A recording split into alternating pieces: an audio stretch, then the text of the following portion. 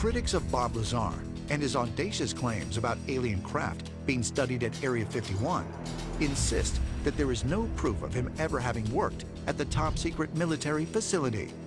They suggest that his stories are simply made up.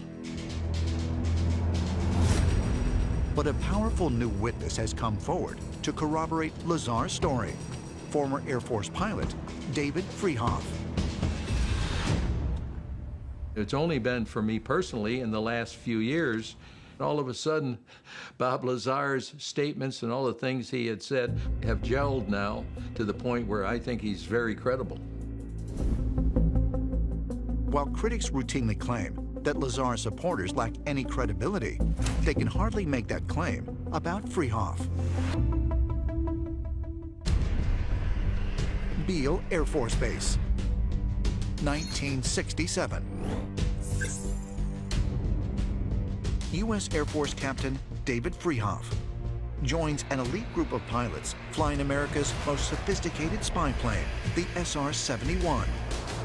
I was an SR-71 pilot for 4.5 years. The aircraft, as far as performance went, it was an hour from coast to coast. It would warp your mind with that kind of performance. And you just felt so proud that you had an opportunity to fly that airplane and to be a part of that unit and those people.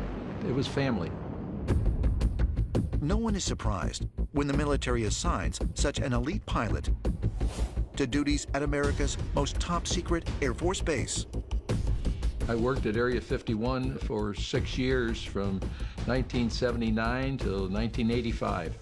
You had to have a special clearance, a top-secret SBI, Special Background Investigation. Fortunately, I had gotten that while I was flying the SR, so it was an easy transition for me to move from the SR-71 and my clearances and all over into Area 51.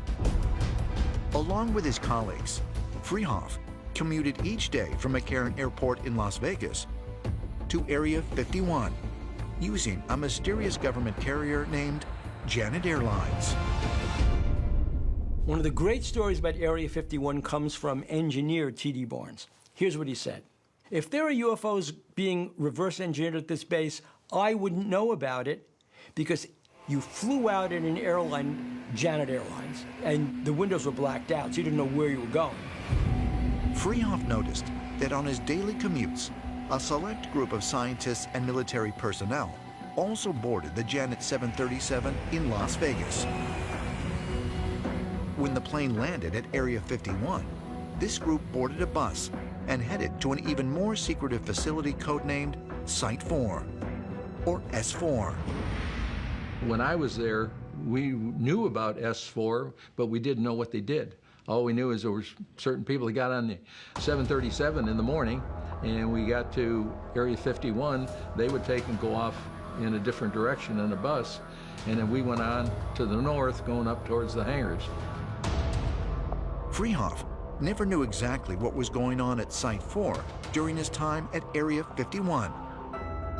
But when he heard Bob Lazar's story years later, he found that Lazar's description of flying to Area 51 on a Janet 737 and traveling to S4 rang true in every detail.